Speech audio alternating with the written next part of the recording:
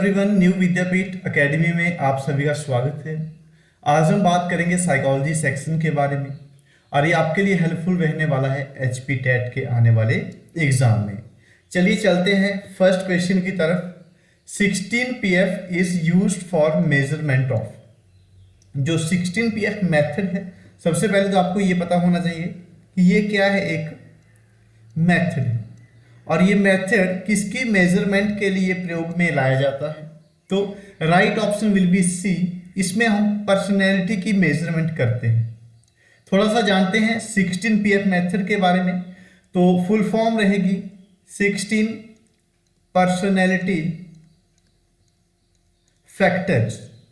16 personality factors and this is given bye cattle.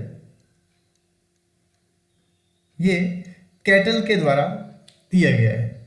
Next question रहेगा,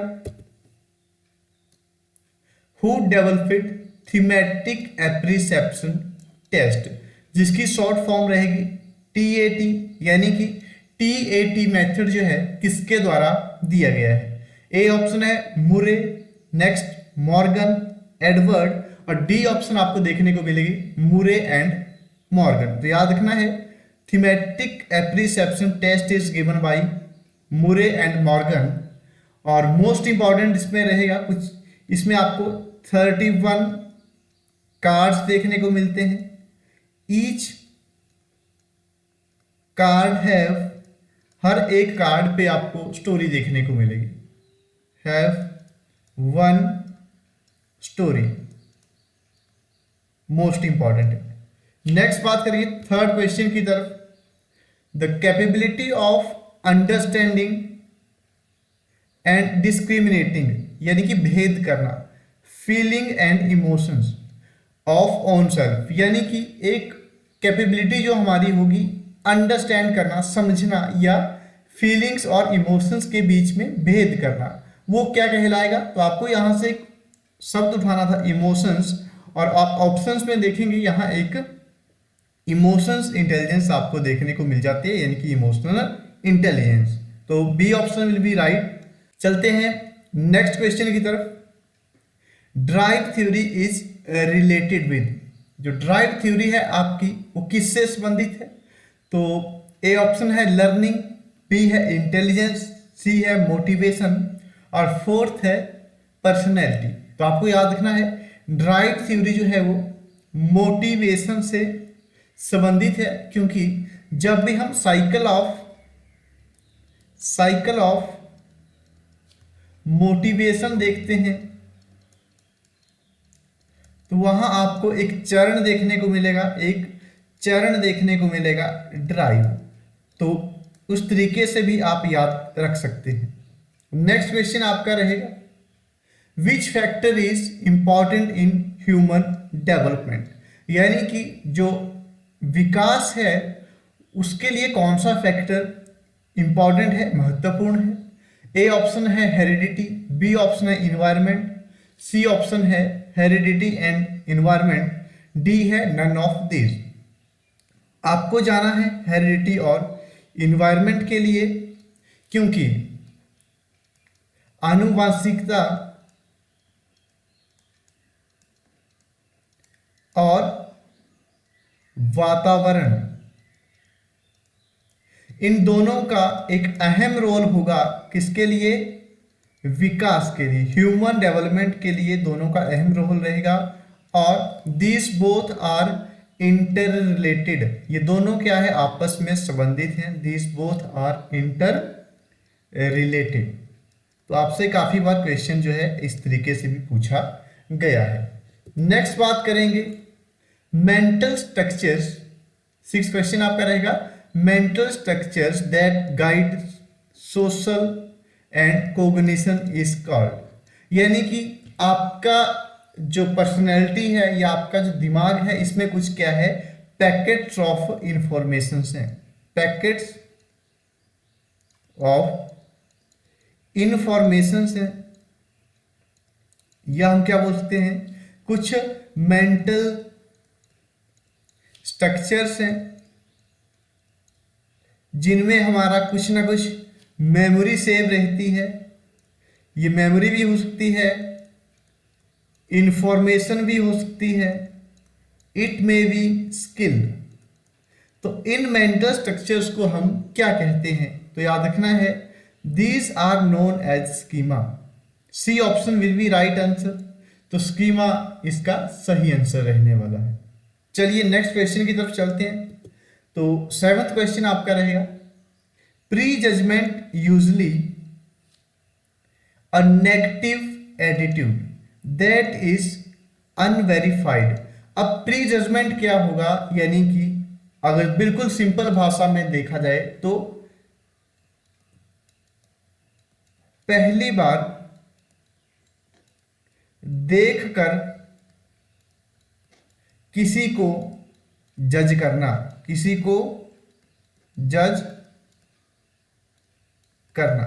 जब हम पहली बार देखकर ही किसी को जज करने लग जाते हैं तो वो कहलाएगा हमारा प्री जजमेंट। तो आपको यहां से ऑप्शन देखने को मिलता है, wrong judgement, negative judgement, prejudice, none of this. आपको जाना है प्रेजुडिस के साथ। Prejudice will be a right answer, क्योंकि इसका अर्थ ही ये है, फर्स्ट इंप्रेशन में जब हम किसी के बारे में सोचते हैं, कोई भी परसेप्शन लेते हैं, तो आपका प्रेजुडिस कहलाता है। आई होप आपको यहां तक पता लगा होगा। नेक्स्ट बात करेंगे 8th क्वेश्चन के बारे में। Which of the following method is help to study children with special needs. अब चिल्ड्रन विद स्पेशल नीड्स क्या होते हैं, सबसे पहले तो ये समझने की कोशिश करते हैं। तो चिल्ड्रन विद स्पेशल नीड वो होंगे जो फिजिकली डिसेबल होंगे, फिजिकली डिसेबल स्टूडेंट्स होंगे या इंडिविजुअल होंगे, उनको हम चिल्ड्रन विद स्पेशल नीड्स कहलाते हैं। तो कौन सा मेथड उनके लिए अप्लाई किया जाता है? तो सबसे पहला मेथड था आपका इंट्रोस्पेक्शन मेथड, यानी कि आत्मनिरीक्षण विधि। निरीक्षण विधि इसको हिंदी में हम बोलेंगे। नेक्स्ट है interview method, next experimental method, और लास्ट था आपका डी ऑप्शन में केस स्टडी मेथड। तो आपको जाना है केस स्टडी मेथड के साथ। जब भी हम चिल्ड्रन विद स्पेशल नीड्स को स्टडी करते हैं तो हमें केस स्टडी मेथड का प्रयोग करना होता है। कुछ क्वेश्चंस यहां से निकलते हैं, बहुत ही इंपॉर्टेंट आपके लिए रहने वाले हैं। इंट्रोस्पेक्शन मेथड जो है आपका ओल्डेस्ट मेथड है, काफी बार आपसे पूछा गया है। मनोविज्ञान की सबसे पुरानी विधि का नाम बताओ। इंटरव्यू मेथड एक सब्जेक्टिव मेथड है, सबके लिए अलग रहेगा, एक सब्जेक्टिव या व्यक्तिगत विधि रहने वाली है। एक्सपेरिमेंटल मेथड विलियम वुंट के द्वारा दिया गया था, और केस स्टडी मेथड का प्रयोग किया जाता है पीडब्ल्यूडी स्टूडेंट्स के लिए। चलिए चलते हैं नेक्स्ट क्वेश्चन की तरफ। नेक्स्ट क्वेश्चन रहेगा, child tendency to respond similarly to stimuli that are similar to condition stimulus is. जब बच्चा क्या करेगा, जब बच्चा दो अलग अलग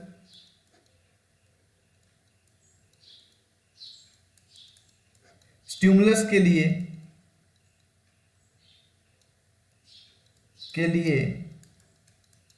सेम रिस्पॉन्स करेगा, तो वो क्या कहलाएगा? तो आपका कहलाएगा जनरलाइजेशन, सामान्यकरण, यानी कि वो भेद नहीं कर पाया दो डिफरेंट स्टिमुलस के बीच में। नेक्स्ट बात करेंगे, student of disadvantages group should be taught along with normal students। अब क्या होगा, जब डिसएडवांटेजेस का अर्थ है जब फिजिकली डिसेबल बच्चे किसके साथ पढ़ेंगे, नॉर्मल बच्चों के साथ पढ़ेंगे, तो उस एजुकेशन को हम क्या कहते हैं? तो this is known as inclusive education, जिसको कि समावेशी शिक्षा कहा जाता है। तो इसको हम समावेशी शिक्षा के नाम से जानते हैं, जहां सभी प्रकार के बच्चे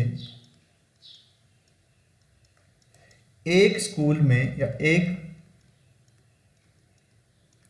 पाठशाला में पढ़ते हैं। जब सभी प्रकार के बच्चे एक पाठशाला में पढ़ेंगे तो उसको इंक्लूसिव एजुकेशन कहेंगे। अब स्पेशल एजुकेशन क्या है? जहां सिर्फ स्पेशल नीड्स वाले बच्चे पढ़ते हैं, सिर्फ स्पेशल नीड्स वाले बच्चे पढ़ेंगे, वो स्पेशल स्कूल्स होते हैं। ठीक है जी। तो आई होप आपको आज की वीडियो अच्छी लगी होगी। Thank you for watching this video.